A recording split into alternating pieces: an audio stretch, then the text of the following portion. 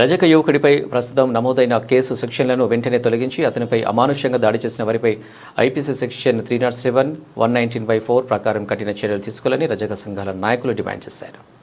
మార్కాపురం జిల్లా మార్కాపురం పట్టణంలో రజక సంఘాల ఆధ్వర్యంలో ప్రెస్ క్లబ్ నుంచి గడియార స్తంభం మీదుగా ఎస్పీ కార్యాలయం వరకు నిరసన ర్యాలీ నిర్వహించారు. అనంతరం అక్కడ ఉన్న ఎస్ఐ సైదుబాబుకు నిందితులపై కఠిన చర్యలు తీసుకోవాలని కోరుతూ వినతి పత్రాన్ని అందజేశారు.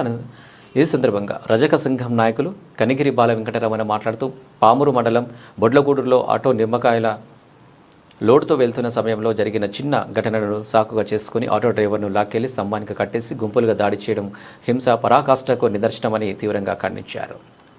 ఇక పోలీసు యంత్రాంగం గట్టి చర్యలు చేపట్టాలని రజక సంఘాల నేతలు డిమాండ్ చేశారు. ఈ నిరసన కార్యక్రమంలో రజక సంఘ నాయకులు, పట్టణంలోని రజకులు పెద్ద ఎత్తున పాల్గొన్నారు.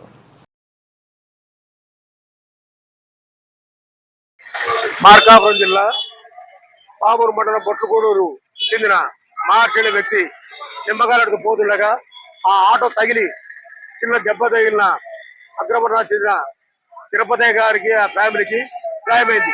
వారు వెంటనే సభరించుకోవాల్సిన పర్వాలే అతను తీసుకుపోయి కట్టేసి కొట్టి నానా బీభత్సం చేయడం జరిగింది. దాదాపు 2 గంటల పాటు విపరీతంగా కొట్టడం జరిగింది. ఆ పరిస్థితుల్లో అక్కడ స్థానిక శాసనసభ్యులు ముక్కు ఉగ్ర నరసింహారెడ్డి గారి గన్మెన్ పంపించి అతన్ని తప్పించి వెంటనే హాస్పిటల్ చేర్చడం జరిగింది. అదేగిన జరగకుండా ఉండే మాటతే 1 గంట లేట్ అయినా అతను చనిపోయేదానికి అవకాశం ఉండేది.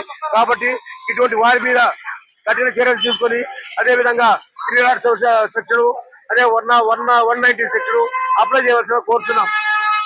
కానీ వాళ్ళు నామినలు బెయిలబుల్ సెక్షన్ చేసి మమ్మల్ని ఇబ్బంది బాగా చేసి ఒక అడిగి వాళ్ళు కొట్టిన వాళ్ళు బదాల్లో తిరుగుతున్నారు. మేము మాత్రము హాస్పిటల్లో పడి ఉన్నాము.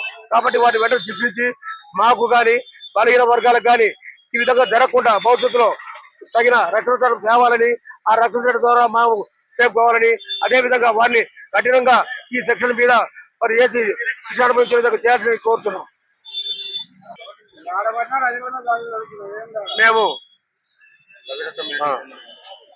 బలహీన దళిత వర్గాలకు చెందిన వారు కాబట్టి మాకు రక్షణ లేకుండా పోయింది.